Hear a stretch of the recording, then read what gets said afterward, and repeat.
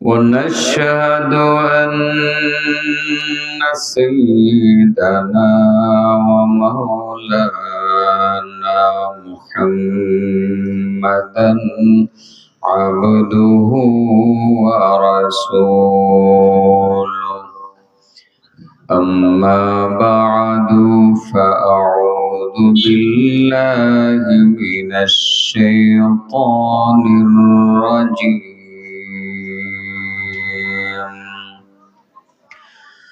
بسم الله الرحمن الرحيم. ألا إن أولياء الله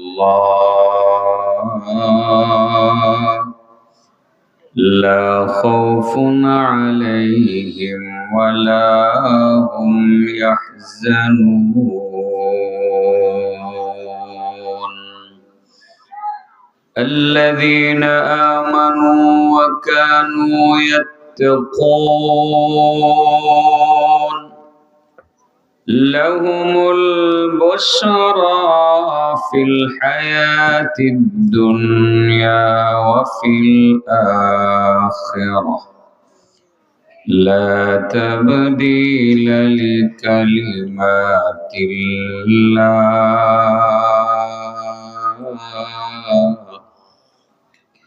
ذلك هو الفوز العظيم.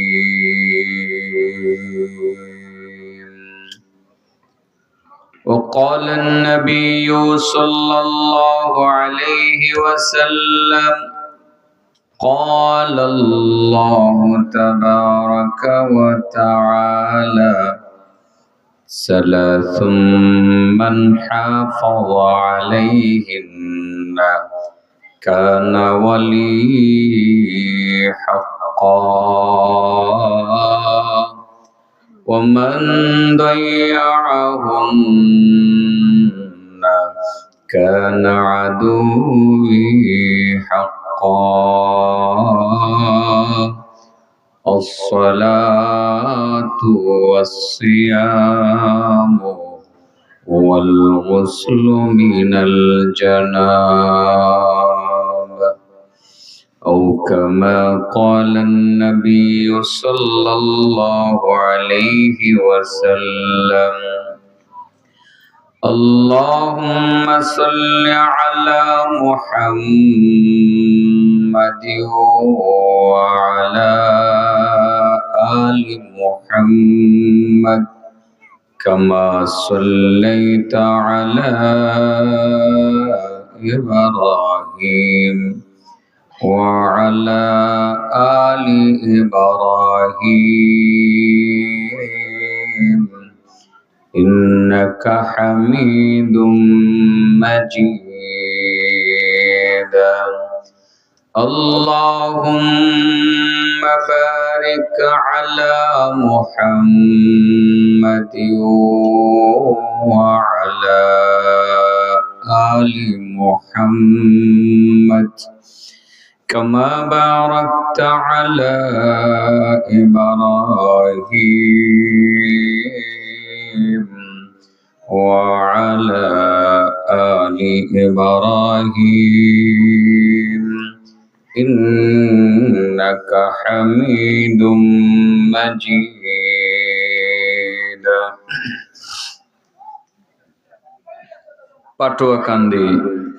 পটুয়াকান্দি মরহুম আব্দুল গফুর ভূঁইয়া নুরানি হাফিজিয়া মাদ্রাসা ও এলাকাবাসীর উদ্যোগে হাফেজ ছাত্রদের পাগড়ি প্রদান উপলক্ষে কবরবাসীদের মাগফিরাত কামনায় আয়োজিত আজকের এই তাফসিরুল কোরআন মাহফিল এর সম্মানিত সভাপতি আমার শ্রদ্ধাভাজন উস্তাদ, বাল্যকালে যার কাছে আমি রওজাতুল আদব নামে একটি আরবি সাহিত্যের কিতাব পড়েছি, সরাসরি উস্তাদ, অত্র এলাকার কৃতি সন্তান, তানজিম বোর্ড বৃহত্তর মোমিন শাহী এর সুযোগ্য মহাপরিচালক উস্তাজুল উলামা আল্লামা ফজলুর রহমান সাহেব দামাত বারাকাতুহুম, সহ সভাপতিত্বয় যথাক্রমে কারি মোহাম্মদ আব্দুর রাজ্জাক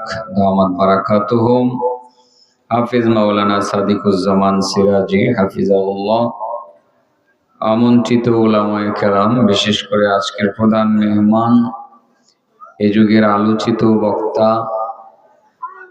যিনি অত্যন্ত জ্ঞানগর্ভ আলোচনা পেশ করে থাকেন, সারা দেশে যার সুখ্যাতি রয়েছে, শাইখুল হাদিস আল্লামা হাফেজ হাসান জামিল সাহেব দামাত বারাকাতুহুম। এবং মাগরিবের পরে কথা বলছেন আপনাদের পরিচিত মুখ, কাছের মানুষ, অত্যন্ত বলিষ্ঠ আলোচক হযরত মাওলানা মুফতি ইলিয়াস কাসিমি দামাত বারাকাতুহুম, আমন্ত্রিত অন্যান্য উলামায়ে কেরাম, সম্মানিত মুরব্বিয়ান, আমার যুবক ভাইয়েরা, পর্দার আড়াল থেকে আলোচনা শুনছেন পর্দানসীন মা ও বোনেরা, আমার ইচ্ছায় কোনো কিছুই হয় না, আমার আল্লাহর ইচ্ছায় আমাকে চলতে হয়।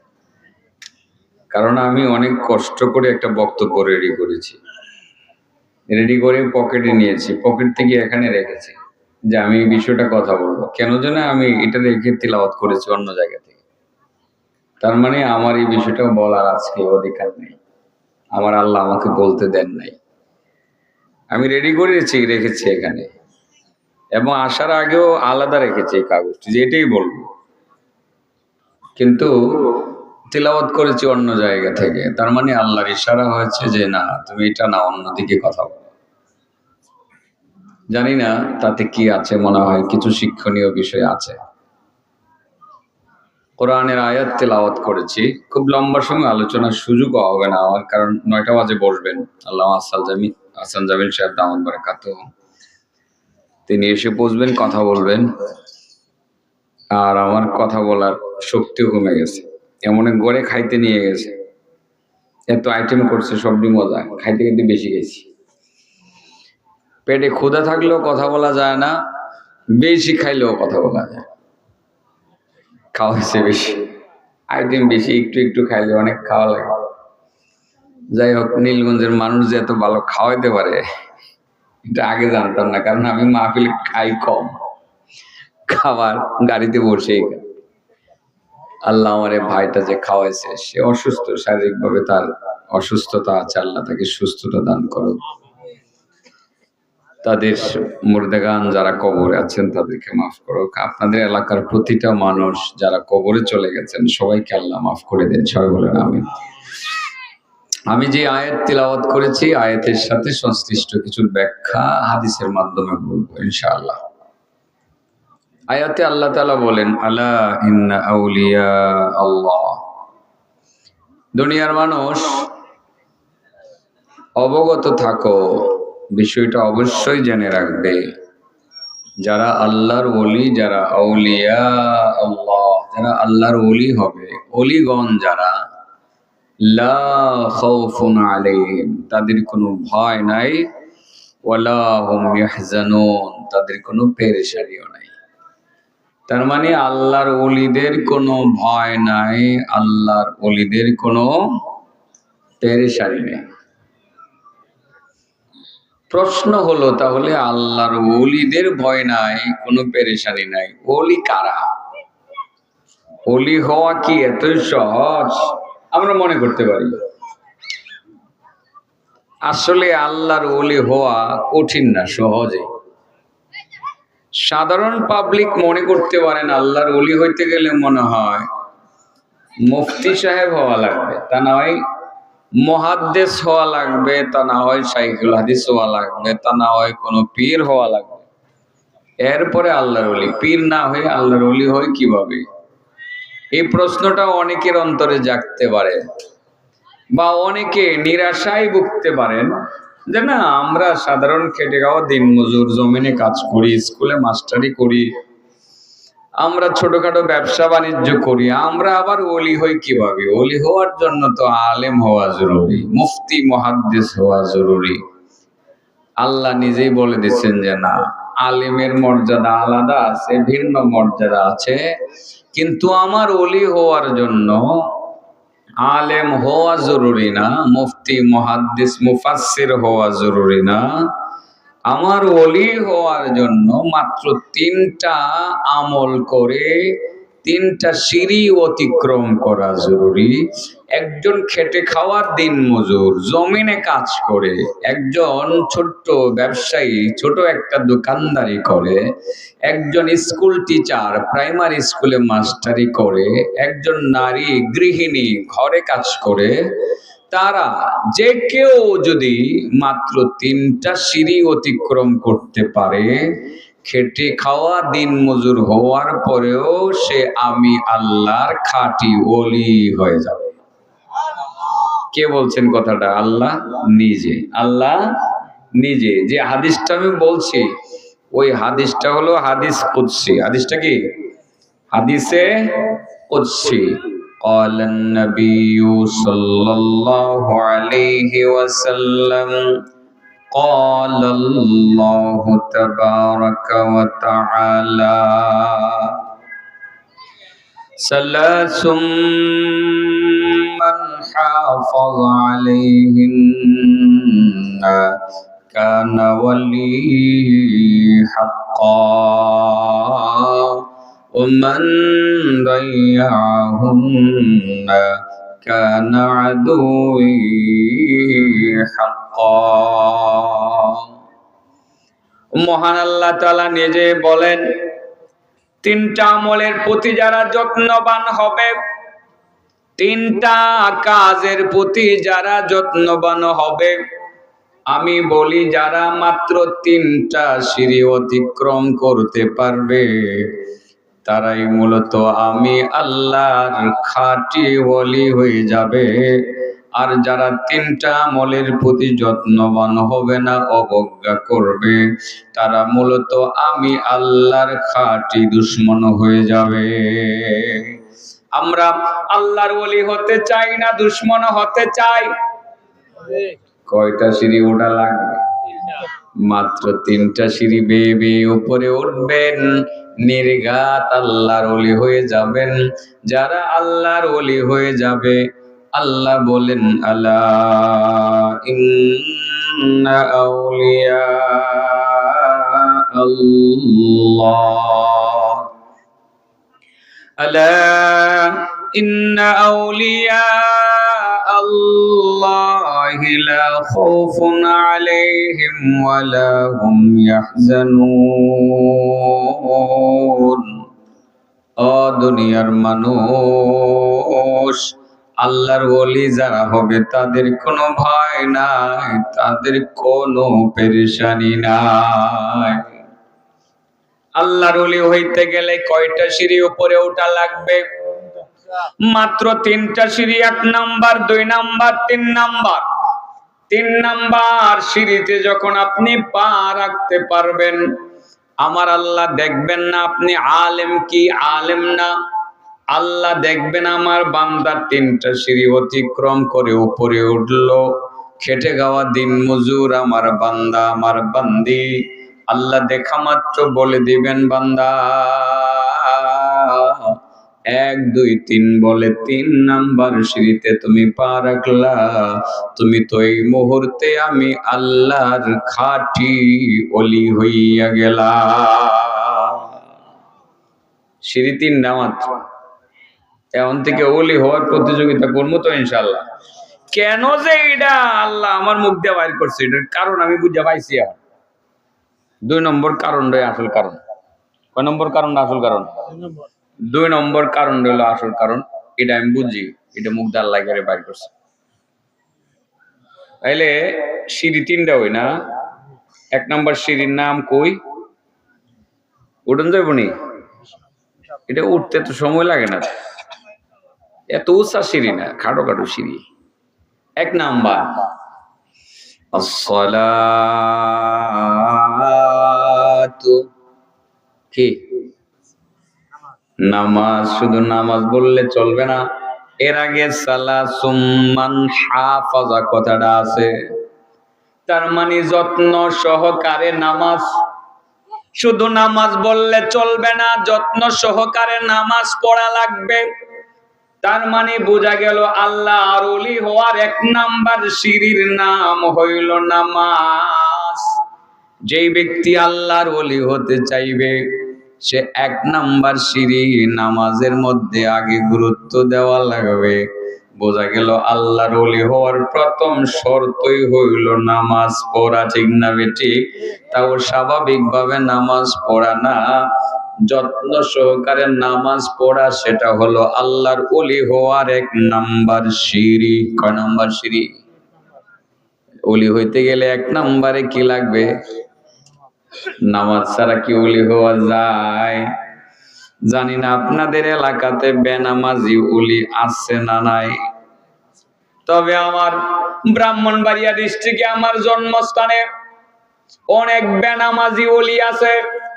নামাজ পড়ে না, নাম তার ওলিউল্লাহ, মানুষ তার ওলি মনে করে। কিছু মানুষ নামাজ ছাড়া আল্লাহর ওলি কল্পনাও করা যায় না। নামাজ না পড়ে আল্লাহর যেসব বান্দা বান্দি ওলি ওলিয়া দাবি করে, সে তো ওলি না, আসলে সে সত্যিকারের ভণ্ড, ঠিক না বেটি? নামাজ ছাড়া ওলি দাবি করা মানুষটি ভণ্ড, এতে কোনো সন্দেহ নাই। আল্লাহ নিজে বলেন আমার ওলি হওয়ার জন্য 1 নম্বরে নামাজ লাগবে, নামাজ লাগবে। নামাজ ছাড়া ওলি হওয়ার বিষয়টা কল্পনাও করা যায় না। আল্লাহ নিজেই বলেন সালাসুম মান হাফাযা আলাইহিন্না কানা ওয়ালি হাক্কা ওয়া মান দাইয়াহুন্না কানা আদুই হাক্কা। 1 নাম্বার as-সালাহ। আল্লাহ নিজেই বলেন 3টা আমলের প্রতি যারা যত্নবান হবে, তার মানে 3টা সিঁড়ি যারা যত্ন সহকারে অতিক্রম করবে, তারাই মূলত আমি আল্লাহর খাঁটি ওলি হইয়া যাবে। যারা যত্নবান হবে না, অবজ্ঞা করবে, তারা আমি আল্লাহর খাঁটি দুশমন হয়ে যাবে। 1 নাম্বার হলো যত্ন সহকারে নামাজ। 1 নাম্বার কি? শুধু নামাজ না, কি বলবো? যত্ন সহকারে নামাজ। কারণ বহু নামাজি আছে, নামাজ পড়ে ঠিকই, নাম তার মুসল্লি। তালজাঙ্গে বলছিলাম এটা। বহুত নামাজি আছে, বিশেষ করে কোরআনে আল্লাহ 3 প্রকার নামাজির কথা বলছেন। তারা নামাজ পড়ে, নাম তাদের মুসল্লি, কিন্তু ঠিকানা জাহান্নাম। জানেন আপনারা? নামাজ পড়েও দুজখে যাবে, নাম তার মুসল্লি, কিন্তু ঠিকানা জাহান্নাম। কারণ আল্লাহর বান্দা যত্ন সহকারে নামাজ আদায় করে না। ফাওয়াইলুল লিল মুসাল্লিন আল্লাযীনা হুম আন সালাতিহিম সাহুন الذين هم يراءون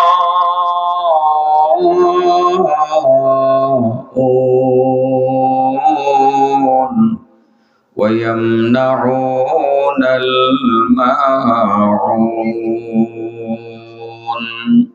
আল্লাহ বলেন 3 প্রকার মুসল্লি, নাম তাদের মুসল্লি, কিন্তু ঠিকানা জাহান্নাম। 1 নাম্বার, যারা নামাজে অলসতা করে। অলসতা করার অনেকগুলো ব্যাখ্যা আছে, এর মধ্যে একটা ব্যাখ্যা এটাও আছে, সময় মতো নামাজ আদায় করে না। ফজরের নামাজ 9টা বাজে আদায় করে, জোহরের নামাজ 4:30 বাজে আদায় করে, আসরের নামাজ 5:55 আদায় করে, মাগরিবের নামাজ আর এশার নামাজ একসাথে মিলাইয়া রাত 2টা বাজে আদায় করে। এরকম মুসল্লি আছে না নাই? যারা নামাজের সময়ের প্রতি যত্নবান হয় না, যারা নামাজের রুকু সেজদা গুলোতে যারা গুরুত্ব দেয় না, ভালোভাবে রুকু সেজদা আদায় করে না, যত্ন সহকারে রুকু সেজদা আদায় করে না, রুকু থেকে সোজা হয়ে না দাঁড়িয়ে সেজদায় চলে যায়, সেজদা থেকে সোজা হয়ে না বসে আরেক সেজদায় চলে যায়, এইরকম মুসল্লি যারা হবে নাম তার মুসল্লি, কিন্তু ঠিকানা জাহান্নাম। নাউজুবিল্লাহ কর। ফাওয়াইলুল লিল মুসাল্লিন আল্লাযীনা হুম আন সালাতিহিম সাহুন। মুসল্লিদের জন্য ধ্বংস জাহান্নাম, ওয়াইল অনিবার্য, মুসল্লিরা দুজখে যাবে। তিন প্রকার মুসল্লি দুজখে যাবে। এক নাম্বার আল্লাযীনা হুম আন সালাতিহিম সাহুন, এক নাম্বার যে সমস্ত মুসল্লিরা নামাজে অলসতা করে, ফজরের নামাজ সঠিকভাবে আদায় করে না, সঠিক সময়ে আদায় করে না, রুকু সেজদা গুলো ভালোভাবে আদায় করে না, নাম মুসল্লি, ঠিকানা জাহান্নাম। এই ধরনের মুসল্লি যারা রুকু সেজদা ভালোভাবে আদায় করে না, তারা জুতা সুরের চেয়েও খারাপ, ছাগল সুরের চেয়েও খারাপ, মুরগি সুরের চেয়েও খারাপ। ভাইসা ভেসা কথা বুঝি না? হ্যাঁ হ্যাঁ, নিকৃষ্ট সুর বুঝা লাইছে। ও তবলিগি মোবাইল লেগে বুঝে। আল্লাহ রাসূল কোন আশেপাশে এদিকে রেলগেটের এদিকে রাত্রি ওয়াজটা করছিলাম জানি কোন জায়গা, আজকে আর এদিকে যাইতাম না। সিঁড়ি তিনটা বাওয়ায় দিয়ে করে যাবো, ঠিক আছে না? সিঁড়ি কয়টাও ভাই? কিসের সিঁড়ি? মসজিদে ভাইয়া ওটার সিঁড়ি কিসের সিঁড়ি? ওলি হওয়ার সিঁড়ি। কার কার ওলি? আল্লাহর ওলি হওয়ার সিঁড়ি। কয়টা? এক নম্বরের নাম কও, আবার কও নাম কি লাগবে তাইলে? এটাতেই তো সমস্যা বেশি। মুসলমান যদি সবাই নামাজি হয়ে যেত, ইসলামী হুকুমত তো অটোমেটিকলি কায়েম হয়ে যায়, ঠিক আছে না? পাক্কা নামাজি হয়ে গেলে কি ইসলামী হুকুমত আর বাকি থাকলে হইলে? পাক্কা নামাজি মানে সংসদেও নামাজ চললো হইলে, ঠিক আছে না? মসজিদেও নামাজ, রাস্তাঘাটেও দেখতেন গেলে নামাজ হইতো। এত বড় সম্মেলন গেছে আজকে বিএনপি, এটার মধ্যে নামাজের টাইমে কাতার সোজা করে আল্লাহু আকবার বললে দাঁড়ায় যাইতো, ঠিক আছে না? যদি এইরকম হইতো তাহলে ইসলামী হুকুমত কায়েম হওয়া কি আর বাহিয়া ছিল? নামাজের টাইম তো খবর রাখে না, চলতে তাহে বক্তব্য দিতেই তাহে। আমরা চাই হেরা ওই নামাজটা পড়ুক, পড়ে হেরা ওই ওলি হয়ে যাক, হেরা ওই ক্ষমতায় যাক, আমরা কোনো অসুবিধা নাই তো। আমরা দরকার হইলো ঘরে ঘরে নামাজি হয়ে যাক, মহিলারা পর্দানসীন হয়ে যাক, ঠিক আছে না? কোন দিকে গেলাম? ও, কিছু মুসল্লি নামাজ পড়ে হেজুতা সুরের চোখ খারাপ, এটা কইছিলাম না? আল্লাহ রাসূল বলেন আসওয়া উন্নাস সারাকা, মানুষের মধ্যে সবচেয়ে নিকৃষ্ট চোর হলো আল্লাযী ইয়াসরিকু মিন সালাতি আও ফি সালাতি, সবচেয়ে নিকৃষ্ট চোর হলো যে নামাজের ভিতরে চুরি করে। নামাজের ভিতরে যে আল্লাহর বান্দা বান্দি চুরি করে, এটা ছাগল চোরের চেয়েও খারাপ, এটা গরু চোরের চেয়েও খারাপ, মুরগি চোরের চেয়েও খারাপ, জুতা চোরের চেয়েও খারাপ নামাজের ভিতরে যে চুরি করে। ক্বালু ইয়া রাসূলাল্লাহ ওয়া কাইফা ইয়াসরিকু মিন সালাতি, ইয়া রাসূলুল্লাহ নামাজে আবার চুরি করে কিভাবে? রাসূল বলেন, হ্যাঁ, নামাজের ভিতরেও চুরি করা যায়। যেই চোরটা নামাজে চুরি করে সে হলো পৃথিবীর মধ্যে নিকৃষ্ট চোর। জুতা চোরের চেয়েও খারাপ, গরু চোরের চেয়েও খারাপ, ছাগল চোরের চেয়েও খারাপ। সে চুরি করে কেমনে? ক্বালা লা ইউতিম্মু রুকুআহা ওয়ালা সুজুদাহা, নামাজের ভিতরে যে চুরি করে সে নিকৃষ্ট চোর। কিভাবে চুরি করে? সে রুকু সেজদা ভালোভাবে আদায় করে না, রুকু ভালোভাবে আদায় করে না, সেজদা ভালোভাবে আদায় করে না, রুকু থেকে সোজা হয়ে না দাঁড়িয়ে সেজদায় চলে যায়, সেজদা থেকে সোজা হয়ে না বসে আরেক সেজদায় চলে যায়। সে মূলত ওই রকম নামাজি, সে চোর। জুতা চোরের চেয়েও নগণ্য, ছাগল চোর, মুরগি চোর, গরু চোর, যত নিকৃষ্ট চোর আছে সব নিকৃষ্ট চোরের চেয়েও আরো নগণ্য চোর। নাউজুবিল্লাহ। কোন তাহলে নামাজে চুরি করন যাইতো না, না? হ্যাঁ, নামাজে সবচেয়ে নিকৃষ্ট সুর কেউ? নামাজ সুর। নামাজে চুরি করে কেমনে? রুকু সেজদা ঠিক মতো আদায় করে না। মন থাকবো তো যেসব মানুষ রুকু সেজদা ঠিক মতো আদায় করে না, সময় মতো নামাজ পড়ে না, এদের নাম মুসল্লি, কিন্তু ঠিকানা কি? জাহান্নাম। ঠিকানা সময় মতো নামাজ পড়তে হবে। ফজরের নামাজটা ফজরের সময় পড়া লাগবে। অনেকে কয় না ঘুম থেকে জাগার পরে পড়লেও চলবো, যখন জাগবে তখনই পড়ে নিবে। হাদিস রে উল্টা বোঝায়। কি বোঝায়? উল্টা বোঝায়, বাউ বোঝানোর চেষ্টাও করে না। 9টা বাজে ফজরের নামাজ পড়লে ইচ্ছাকৃত ভাবে ফজরের নামাজটা হবে?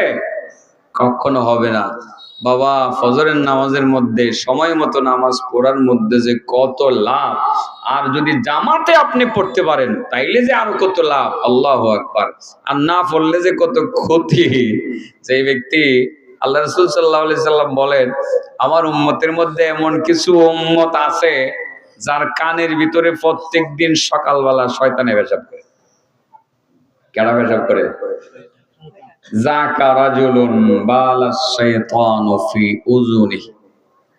রাসূল বলেন এর কানের ভিতরে শয়তান পেশাব করে। কার কানের ভিতরে? যুকিরা ইনদা রাসূলিল্লাহি সাল্লাল্লাহু আলাইহি ওয়াসাল্লাম নামা লাইলাতান হাত্তা আসবাহা فقال النبي صلى الله عليه وسلم ذاك رجل بال الشيطان في أذنه। আস্তাগফিরুল্লাহ। খুব খারাপ কথা। আল্লাহ রাসূল সাল্লাল্লাহু আলাইহি সাল্লামের দরবারে সাহাবায়ে কেরাম বসা। একজনে বললেন, ইয়া রাসূলুল্লাহ, কিছু লোক তো এরকম থাকতে পারে ফজরের নামাজের সময় নাক ডাকে ঘুমায়, নামাজ পড়ে না, সারা রাত ঘুমায়, ফজরের সময় ঘুমায়, ফজরের নামাজ না পড়ে ঘুমায় থাকে। আল্লাহ রাসূল বলেন, তাই নাকি? এমন আসেনি? আছে মানে আছে তো। আল্লাহ রাসূল বলেন সাল্লাল্লাহু আলাইহি ওয়াসাল্লাম, যাকা রাজুলুন বালাশ শাইতানু ফি উযুনি। রাহমাতুল লিল আলামিন বলেন, যে ব্যক্তি ফজরের নামাজ না পড়ে ঘুমায়া থাকে সে তো এমন লোক যার কানের ভিতরে শয়তান পেশাব করে। নাউজুবিল্লাহ। কোন? তাহলে কার কানে শয়তান পেশাব করে? ফজরের নামাজ না পড়ে যে আল্লাহর বান্দা ঘুমায় থাকে এর কানের ভিতরে শয়তান প্রস্রাব করে। তার মানে হলো তার কানটা হইল শয়তানের পেশাবের ট্যাঙ্কি। নাউজুবিল্লাহ। যে ব্যক্তি ফজরের নামাজ না পড়ে ঘুমায় থাকে তার কানটা কার টাঙ্কি? কিসের টাঙ্কি? মাদ্রাসার ছাত্রদের পেশাব পায়খানার আলাদা টাঙ্কি আছে, আছে না নাই? আপনার বাড়ির বাথরুমের আলাদা টাঙ্কি আছে, কিন্তু শয়তানের কোনো টাঙ্কি বাঙ্কি নাই। কোন জায়গায় বাথরুম করে, পেশাব করে, পায়খানা করে, কোনো টাঙ্কি নাই। আল্লাহ রাসূল কয় আছে, এটা তোমরা দেখো না। উম্মতের মধ্যে যারা ফজরের নামাজ না পড়ে ঘুমায় থাকে তাদের প্রত্যেকের কান হইল শয়তানের পেশাবের টাঙ্কি। নাউজুবিল্লাহ। মিয়া খুব মজা লাগতেছে না কথাটা? মজা বলে লাগে, শরম পাওয়ার কথা। আসতেছে। আচ্ছা, একটা সত্য কথা বলবেন। নীলগঞ্জের মানুষ আগে পরে যাই কইছেন না কইছেন, আজকে একটা সত্য কথা বলবেন তো? জিজ্ঞেতাম, সাহস করে সত্য কথাটা বলে দিন, অসুবিধা নাই। বলেন তো দেখি, আপনাদের এলাকায় শতকরা কত পার্সেন্ট মুসলমান এমন আছে যার কানের ভিতরে প্রত্যেকদিন শয়তানের পেশাব করে? হ্যাঁ, 95। আরেক দিক দিয়ে আগে রয়েছে। কেউ কইছে 90, কেউ 95% মুসলমানের কান হইলো শয়তানের পেশাবের টাঙ্কি। চিন্তা করছেন এই মুসলমান বেহেশতে যেত, এই টাঙ্কি লিক করলে দুর্গন্ধে মানুষ বসবাস করতে পারবো? হ্যাঁ, এই টাঙ্কি লিক করলে দুর্গন্ধে মানুষ বসবাস করতে পারবে না। তাইলে পরিষ্কার কথা যে আল্লাহর বান্দা বান্দি ফজরের নামাজ না পড়ে ঘুমাইতে থাকে তার কানের ভিতরে শয়তান হরদম পেশাব করতে থাকে। নাউজুবিল্লাহ বলেন। পক্ষান্তরে যে ব্যক্তি ফজরের নামাজ যথাসময়ে গুরুত্ব সহকারে আদায় করবে, জামাতের সহিত আদায় করবে, আল্লাহর নবী তার ব্যাপারে কি বলছেন? মান সাল্লাল ফাজরা ফি জামাআহ ফাকান্নামা সাল্লাল লাইলা কুল্লাহু। যে ব্যক্তি ফজরের নামাজ জামাতে আদায় করলো, সে কেমন যেন সারা রাত দাঁড়িয়ে দাঁড়িয়ে নফল ইবাদত করলো।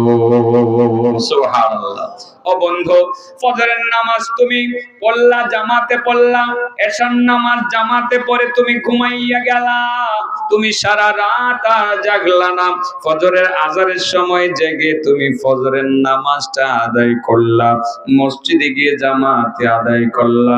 রাসূল বলেন তুমি ফজরের নামাজের নেকি তো পাইছো, তুমি সারা রাত দাঁড়িয়ে দাঁড়িয়ে কিয়ামুল লাইল আর তাহাজ্জুদ পড়লে যে নেকি পাইতা, সেটাও তুমি পাইছো।